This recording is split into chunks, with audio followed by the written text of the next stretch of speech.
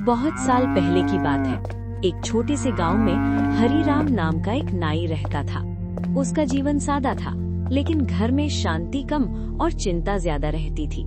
उसके साथ रहती थी उसकी पत्नी गौरी और उनका 20 साल का बेटा नवीन। एक ठंडी सुबह जब सूरज भी ठीक से नहीं निकला था, गौरी ने अपने बेटे को जगाने की कोशिश की।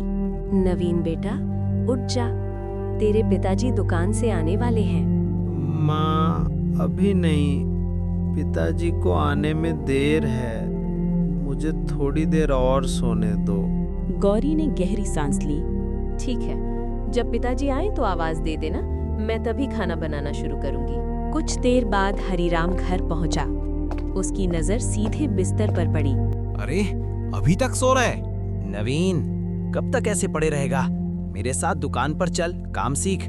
मैं नाई का काम नहीं करूंगा। तो फिर क्या करिए? मेरे पास एक खास गुण है, मैं बहुत दूर की आवाजें सुन सकता हूँ। एक दिन राजा के दरबार में जाऊंगा और राजकुमारी से शादी करूंगा। वाह, राजकुमारी से शादी? ऐसे सपनों से घर नहीं चलता। हरिराम के शब्दों ने नवीन का दिल तोड़ दिया।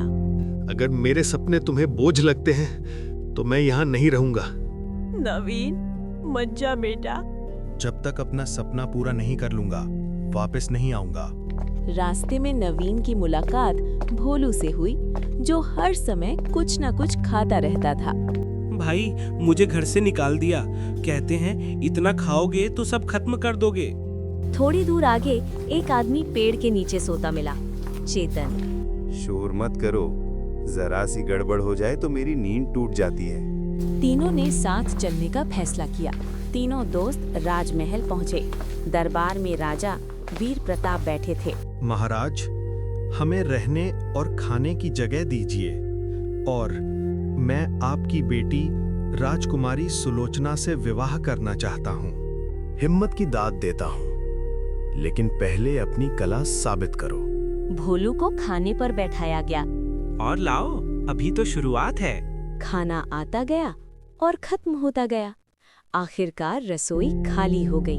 अब चेतन को शाही बिस्तर दिया गया। नहीं, यहाँ सो नहीं सकता। क्यों? गद्दे में एक बाल फंसा है, इसी वजह से नींद नहीं आई। जांच की गई, वाकई बाल था। महाराज, इस समय अस्तबल में मंत्री और सेनापति आपको मारने की साजिश कर रहे हैं। जांच हुई और बात सच निकली। नवीन, तुम बुद्धिमान हो।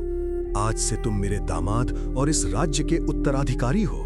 शहनाइयां बज उठीं, पूरा नगर खुशियों से भर गया और उस दिन एक नाई का बेटा राजा बन गया। हर हुनर हाथों में नहीं होता, कुछ हुनर दिमाग और दिल में होते हैं।